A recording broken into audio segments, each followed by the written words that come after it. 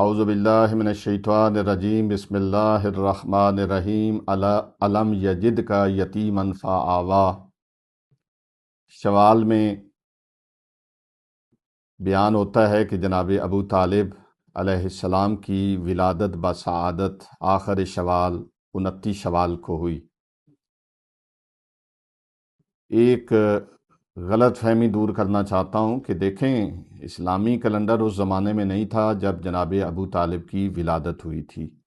یہ اندازوں کے اوپر ولادت لکھی گئی ہے، تو اندازوں پہ بھی اگر ولادت ہے تو جشن منانے میں کوئی حرج نہیں ہے ولادت جناب ابو طالب کا، کیونکہ مربی رسول خدا ہیں، انبیاء کی میراث کے وارث ہیں جناب ابو طالب۔ ان کے پاس امانتیں تھیں تمام انبیاء کی، جو جناب عبد المطلب نے جناب ہاشم سے لے کے جناب ابو طالب کی طرف منتقل کی تھیں آخر ولادت میں۔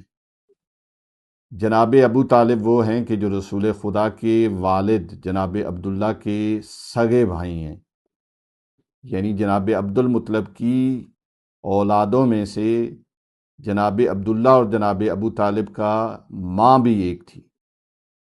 باقی جو رسول خدا کے چچا ہیں وہ دوسری ماؤں سے ہیں، یعنی جناب عبد المطلب کی دوسری ازواج سے ہیں، لیکن جناب عبداللہ اور جناب ابو طالب کیونکہ دونوں ایک نور رسالت کا امین ہے جناب عبداللہ، اور دوسرا نور ولایت کا امین ہے جناب ابو طالب۔ جناب ابو طالب علیہ السلام کے حوالے سے ایک واقعہ ملتا ہے کہ جناب عبد المطلب کے پاس لوگ آئے، مکہ میں قحط پڑا، اور انہوں نے آ کے جناب عبد المطلب سے دعا کا کہا۔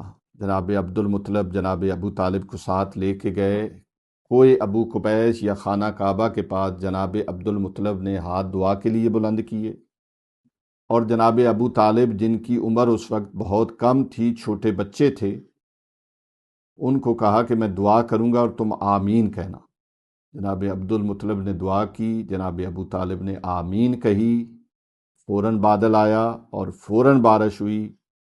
اس واقعے سے ہمیں ملتا ہے کہ جناب ابو طالب وہ تھے جو مجیب الدعوات تھے، یعنی اللہ کی بارگاہ میں ان کا اتنا مقام تھا کہ ان کی آمین کی وجہ سے مکہ کے رہنے والوں کی مشکلات دور ہوئیں۔ جناب ابو طالب عام الفیل سے 35 سال پہلے پیدا ہوئے، جناب رسالت مآب سے 35 سال بڑے تھے، اور 535 عیسوی میں جناب ابو طالب کی ولادت ہوئی۔ وآخر دعوانا ان الحمد للہ رب العالمین۔ ہماری گزارش ہے کہ ہمارے فیس بک، یوٹیوب اور انسٹاگرام کے تمام پیجز کو لائک کریں، شیئر کریں اور سبسکرائب کریں۔ آپ کی حوصلہ افزائی ہمارے لیے قیمتی سرمایہ ہے۔ شکریہ۔